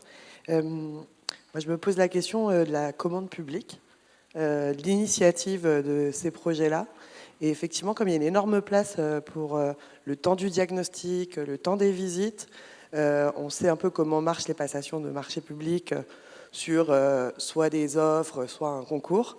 Et je me demande comment on arrive à lier ces deux temporalités. Est-ce qu'on fait une présentation finalement qui est un processus et une démarche, ou est-ce qu'on arrive à rentrer, on va dire, dans les clous assez classiques du concours, de l'image, et de gagner avec quelque chose qui est fort? C'est une question presque pour vous deux, j'ai le sentiment. Oui, c'est une bonne question. En fait, ce qui est extrêmement intéressant dans cet exercice, c'est qu'on est hors des clous tout le temps. Et que ça nous ramène à une intelligence, c'est-à-dire une réflexion permanente à tous les niveaux. Certains maîtres d'ouvrage sont prêts, ou plus ou moins ouverts, et puis d'autres pas du tout. Mais en fait, tant que l'on travaille et que l'on montre que le travail a du sens dans l'opérationnel, et que tant qu'on démontre que l'économie, c'est le choix de mettre l'argent là plutôt que là. Vous voyez, dans ce que Boris expliquait. Ou nous, par exemple, sur du parquet très pérenne avec certains maîtres d'ouvrage, parce que ça évitera qu'ils reviennent dessus dans 30 ans. Eh bien, le maître d'ouvrage va nous suivre. Et puis, le maître d'ouvrage est de plus en plus sachant aujourd'hui, parce qu'il a eu de mauvaises expériences sur des absences de diagnostic, parce que les contrats ont toujours été portés à partir du neuf. Aujourd'hui, il y a très peu de contrats spécifiques à la réhabilitation. Je réponds à votre question autre sur celle du concours. La réhabilitation aujourd'hui échappe à cela, et c'est une aubaine. Tout est aubaine sur ce territoire de l'intervention de l'existence, une chance inouïe. Parce qu'il est quasiment impossible de produire une image, et tant mieux, d'un bâtiment, d'un projet, d'un bâtiment qu'il faut réhabiliter, tant qu'on ne s'est pas immergé, qu'on n'a pas fait le diagnostic, etc. Toutes les faisabilités qui sont faites par les maîtres d'ouvrage, en général, pour définir des budgets, etc., sont totalement remises en question. Mais je pense 100% des faisabilités qui, le plus souvent, sont faites par des bureaux d'études qui ne connaissent pas le sujet, très clairement, sont remises en question par les premiers mois de l'immersion et de la prise de connaissance du bâtiment. Donc, les maîtres d'ouvrage ne peuvent que difficilement faire appel à une image à produire par une équipe d'architectes et d'ingénieurs pour faire un choix de jury. C'est très difficile, ils le font quelquefois. Ils font plus appel, par exemple, à et certains maîtres d'ouvrage sont très intelligents sur ce point-là, à des méthodes de réflexion ou à des demandes d'appréciation de la matière existante. Ça, c'est très riche. Sur Émile Ayot, par exemple, nous a demandé de faire, c'était un marché négocié, un projet très important. On ne nous a pas demandé de produire une image, mais d'expliquer comment on allait réfléchir au sujet. Ça, c'est une maîtrise d'ouvrage avertie. C'est totalement nouveau dans l'histoire de la maîtrise d'ouvrage. Sur Quai de la Râpée, on nous engueulait parce qu'on avait trop produit. Et toutes les équipes avaient trop produit, parce que tout le monde avait peur de perdre. Et on a gagné parce que, notamment, on a tout de suite dit qu'on pouvait démolir les cours et gagner la surface. Donc on s'est dit, tiens, on va satisfaire le maître d'ouvrage parce qu'il va gagner 3 logements en nombre, et du coup, avoir beaucoup plus de financement, ça va nous donner des latitudes pour faire d'autres choses. Donc là aussi, il faut savoir comment on satisfait le maître d'ouvrage. Mais voilà, c'est une discussion qui est d'autant plus riche dans le cas de l'intervention dans l'existant parce que tout est en doute, tout est en crise, et rien n'est possible tant qu'on n'est pas dans l'immersion complète.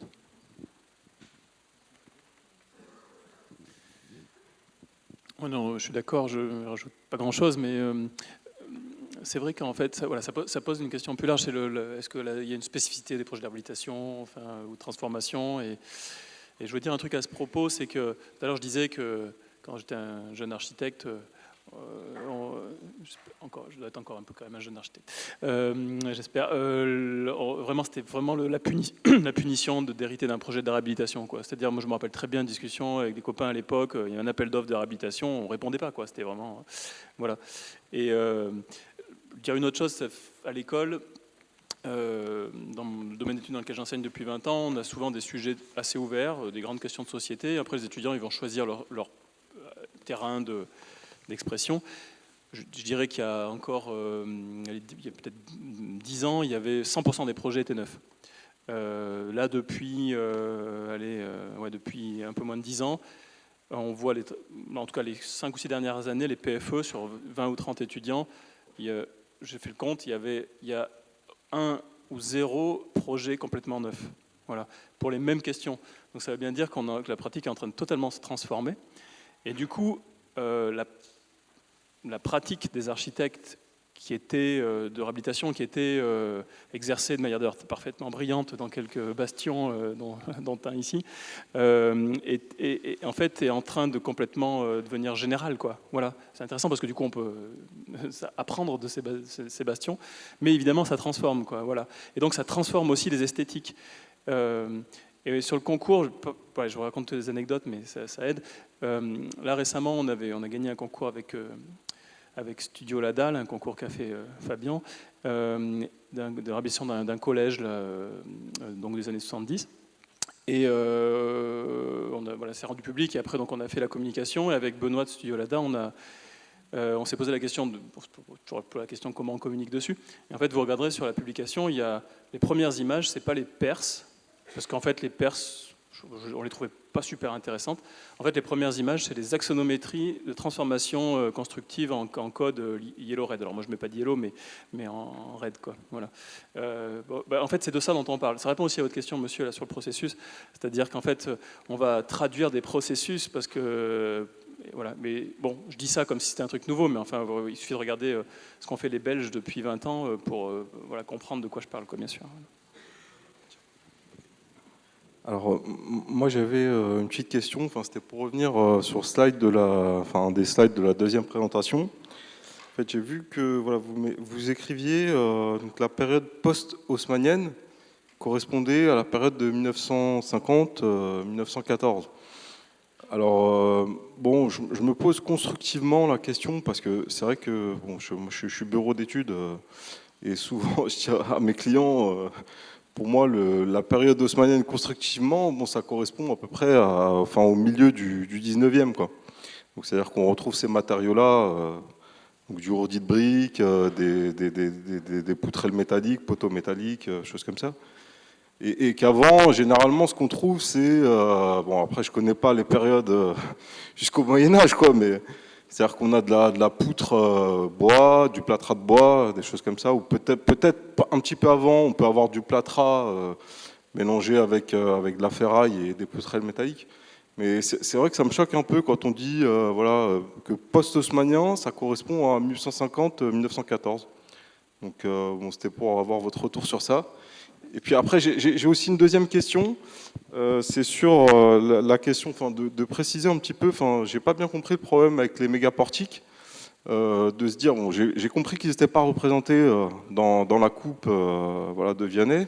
Mais après, est-ce que c'est un problème d'implantation par rapport à la façade, c'est-à-dire d'encombrement, ces portiques-là? C'est ça, vous avez dû élargir la façade par rapport aux portiques.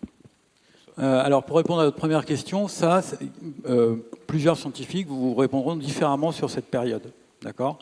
Donc, cette période 1850-1915, je ne sais plus, comment on l'a décrite dans l'ouvrage, elle correspondait à une identification des systèmes constructifs de la période haussmannienne et des systèmes décoratifs et de façade pierre qui étaient la continuité de la période haussmannienne.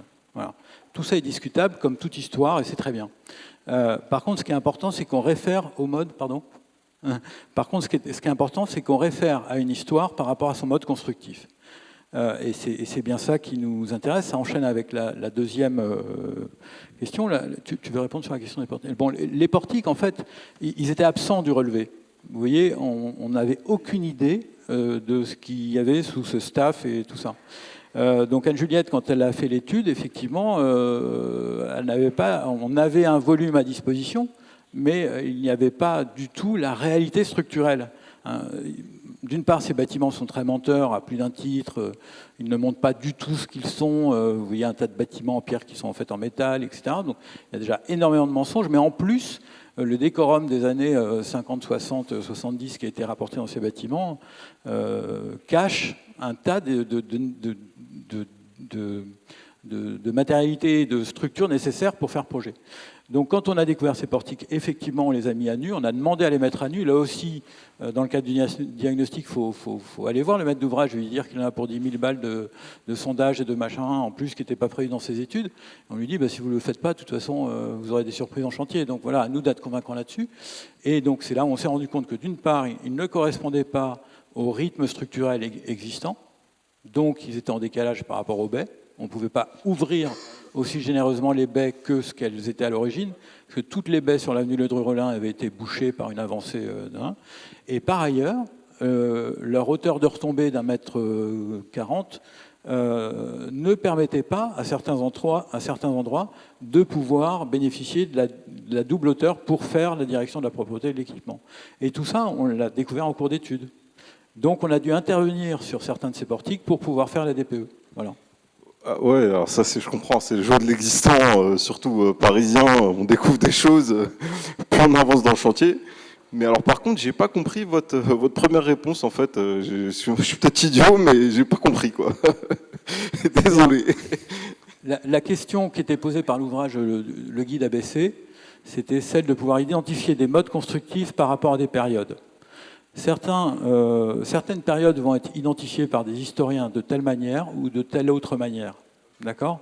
C'est pas ça qui est si important. Ce qui nous importait, nous, c'était de pouvoir dire que ce qui est construit selon le modèle haussmannien, donc qui est post-haussmannien, mais selon le modèle, appartient à un tel système constructif et de pouvoir identifier tous les modes constructifs correspondants.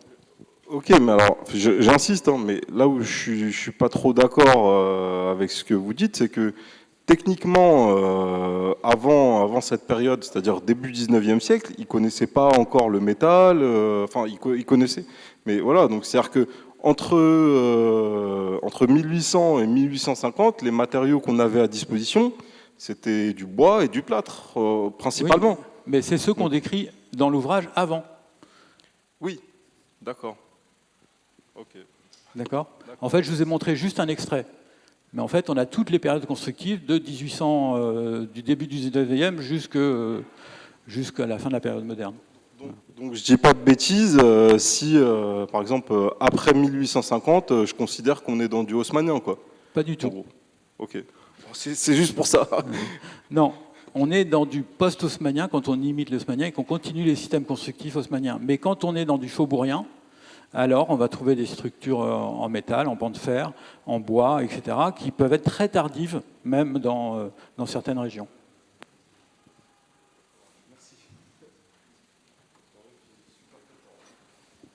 Peut-être une dernière question, et je crois qu'il va falloir qu'on quitte la salle après, malheureusement. Alors bonjour, moi j'ai une question un peu deux en un. La première question, c'est plutôt par rapport aux anciens occupants. Est-ce qu'ils ont eu un rôle à jouer dans votre diagnostic ou non ? Et lié à ça, quelle place vous avez donnée au réemploi dans le cadre des démolitions ? Y a-t-il eu des matériaux qui ont été réemployés ou à l'inverse, vous êtes reparti juste avec la structure brute ?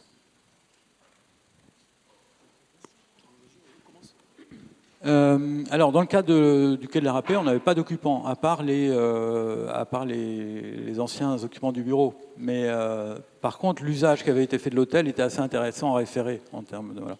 Par contre, dans d'autres projets, on intègre la concertation à notre équipe, comme on intègre des historiens dans certains de nos projets. Et la concertation, on la mène nous-mêmes, on rencontre les habitants et on fait une espèce d'histoire on reconstitue une espèce d'histoire, quelquefois même politique et sociale, entre les occupants et l'histoire du bâtiment. Mais cette concertation, elle est nécessaire quand on est notamment en milieu occupé, même sur des opérations de tiroir où les gens vont partir, revenir, etc. Donc c'est une dimension qui est tout aussi, c'est une composante qui est tout aussi essentielle que celle de la structure, notamment parce qu'elle réfère à l'usage et à la qualité de l'usage et à la connaissance historique et à la connaissance sociale et à l'importance de l'occupant dans le bâtiment. J'ai perdu la deuxième question. Le réemploi. Je crois qu'il n'y a pas pire que ce mot aujourd'hui, mais... Bon, Boris est d'accord. En fait, excusez-moi, c'est pas du tout contre ce que vous dites, mais en fait, le réemploi est totalement intrinsèque à la pratique architecturale depuis très longtemps. Le réusage de ces structures, bon, vous le savez très bien, dans tous les bâtiments, dans plein de bâtiments, jusqu'au 19e, jusqu'à la fin du 19e, les bâtiments se construisaient avec ce qui était là. Vous relisez Zola, etc., vous le voyez très bien sur les continuums. Donc, en fait, plus que donc cette injonction du réemploi, il n'y a pas pire aujourd'hui pour créer quelque chose de totalement faux et en façade par rapport à ce qui est profondément ancré qui devrait être ancré dans la pratique architecturale urbaine. Ainsi, la matière est là, on fait avec la matière. Effectivement, faire avec la matière qui est là, ses capacités portantes, les matériaux qui renvoient à une dimension esthétique, à une capacité, etc., c'est une logique intrinsèque au projet. Réutiliser des portes, c'est facile. La grande problématique du réemploi aujourd'hui, c'est de s'emparer politiquement de cette question-là et d'en faire les fameux diagnostics PEMD qui sont une hérésie en termes donc c'est des diagnostics qui sont obligatoires au-dessus de 1000 m² de travaux, etc., et qui permettent de je ne sais pour quelle raison, pouvoir...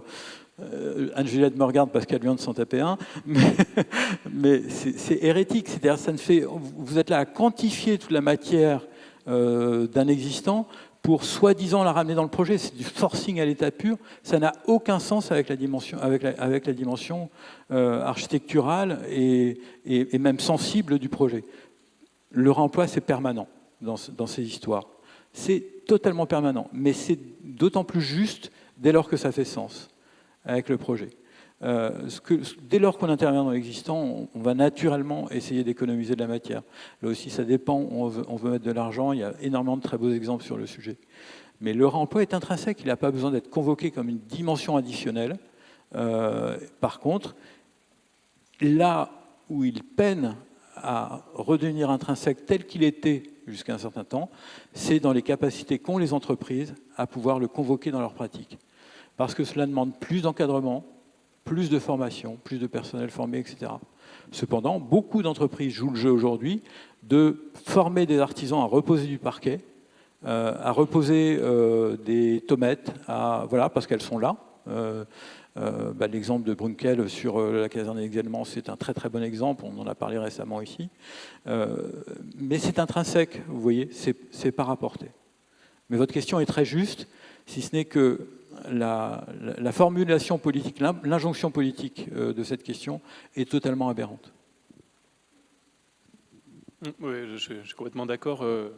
On voit bien voilà, que ces sujets de réemploi sont intrinsèques. Là, dans le projet que vous avez présenté, en fait, l'enjeu, je ne sais pas comment on pourrait dire, de la conservation. En réalité, je vous donne quelques exemples. Il y avait dans les appartements des cheminées, oui, des cheminées du 19e, là, qui sont les cheminées pré-industrielles qu'on voit partout en France, qui sont avec des modèles comme ça assez courants. Et certaines de ces cheminées étaient cassées. Il y a des pierres, les marbres qui étaient cassés. Et donc leur réparation était chiffrée à l'appel d'offres, dans mon souvenir, 1 500 €, quoi. Ce qui n'est pas beaucoup, vous voyez. Mais au prix d'un logement social dans une économie difficile, c'est beaucoup. Et donc, il y en a qu'on n'a pas réussi à sauver. C'est-à-dire, en gros, celles qui étaient en l'état, pas cassées, on les a réussi à les garder. Mais encore, c'était compliqué, parce qu'il y a toujours quelqu'un pour dire que quand même, que ça servira à quoi et tout. Mais celles qui étaient cassées, au début du chantier, malgré tout, on n'y est pas arrivé. Vous voyez, je vous ai montré tout à l'heure une photo, on avait rempli de parpaings parce qu'en fait, elle avait été évacuée. Pareil, là, il y a 2 commerces sur la rue là derrière où il y avait des dalles de pierre au sol. ces dalles de pierre, elles étaient anciennes et donc pas très pratiques quoi, pour poser une table ou faire n'importe quelle activité commerciale. Et ben, on n'a pas réussi à les garder non plus, c'est-à-dire que le maître d'ouvrage nous a forcé, salaud, à les recouvrir d'une chape, quoi. Voilà. Bon, en fait, l'enjeu il est là, quoi. L'enjeu de réemploi, il est là, quoi. C'est-à-dire, il suffit de regarder dans le chantier de réhabilitation les tas de déchets pour voir qu'il y a tout un tas de trucs dans les tas de déchets il aurait mieux valu garder. Voilà. Mais garder ne veut pas seulement dire ne rien faire. Ce que je viens de dire, c'est souvent garder suppose de dépenser de l'argent, quoi. Voilà. Donc voilà, l'enjeu du réemploi est plutôt là. J'ai oublié la première question. Je sais plus si bon. Avec les habitants.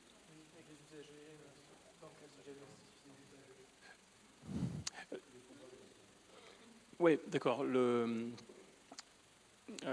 nous, dans le projet, ce qui était difficile, c'est que c'était... en fait, on a commencé le projet, on a fabriqué le projet avec des familles qui étaient déjà dans les lieux et avec un programme, était un programme d'habitat participatif où donc ils devaient rester là. Donc on a eu toute une démarche comme ça au départ, de discussion, d'organisation des espaces, qui, comme je l'ai dit, au début, il y avait, sur 15 logements, il y avait 5 ou 6 familles qui étaient là pour discuter, puis 4, puis 3, puis 2, puis 1, puis plus. Donc on s'est retrouvés à... Voilà. Mais par contre, ce qui est intéressant, c'est que cette discussion, cette concertation avec des futurs habitants, futurs ex-habitants du coup, en fait nous a obligés à fabriquer permis, incité, je sais pas quoi, à fabriquer des logements hyper atypiques en termes de forme. C'est-à-dire qu'on n'était pas dans la discussion avec le maître d'ouvrage qui était « Ah oui, mais est-ce que ça va plaire à tout le monde? Est-ce qu'on va pouvoir louer nos trucs ?» Voilà. Donc, parce qu'il y avait des gens finalement qui étaient là pour en discuter. Donc ça, c'était une sorte de gros avantage de ça. Si, je me souviens aussi de l'origine de votre question sur les documents, peut-être la place des documents. C'est vrai que pour le coup, moi je ne viens pas du monde du patrimoine, je n'ai pas été formé dans cet univers-là, ce que j'expliquais tout à l'heure. Et donc, pour le dire simplement, j'ai pas et puis à l'agence, quoi, on n'a pas la rigueur méthodologique que toi, par exemple, tu as décrite dans ce projet. C'est à la fois une faiblesse, je pense, hein, et d'ailleurs là, en ce moment, on mène un projet... c'est en ce moment, depuis 10 ans et encore pour 10 ans, je crois, dans un centre, dans un fort villageois d'un centre médiéval, à Plauza, je pense que vous voyez ce que je veux dire. Et là, ça fait 10 ans qu'on travaille dessus, et pour la première fois, là, on vient de réattaquer une étude où on s'est adjoint les compétences d'une architecte du patrimoine, Bérénice Gossuin, qui du coup, voilà, nous a permis de refabriquer une couche historique hyper intéressante que j'aurais peut-être décrit comme inutile il y a quelques années et qu'aujourd'hui, évidemment, je reconnais comme formidable, pas seulement Bérénice, mais aussi les apports théoriques. Voilà. Donc, vous voyez, c'est un peu cette tension, finalement, qui existe. Et pour dire que sur Gerbert, on n'a pas... Bien sûr, on a récupéré les plans historiques, on les a regardés 5 minutes, et puis on les a mis dans un coin. Et puis après, on a fait faire un relevé de géomètre, puis on a refait des relevés nous-mêmes et tout ça. Mais c'est vrai que de la même manière qu'on va avoir tendance à peut-être... aplatir, limiter en fait la hiérarchie des époques, peut-être qu'on va avoir tendance à s'éloigner d'une analyse complète et précise historique pour plutôt regarder un état. Voilà. Vous voyez ce que je dis là, en le disant, je sais tout de suite que c'est discutable et que c'est imparfait et tout ça, mais je trouve que c'est une question intéressante. Voilà. Bien. Merci encore à tous les trois d'avoir accepté notre invitation et d'avoir participé à cette conférence.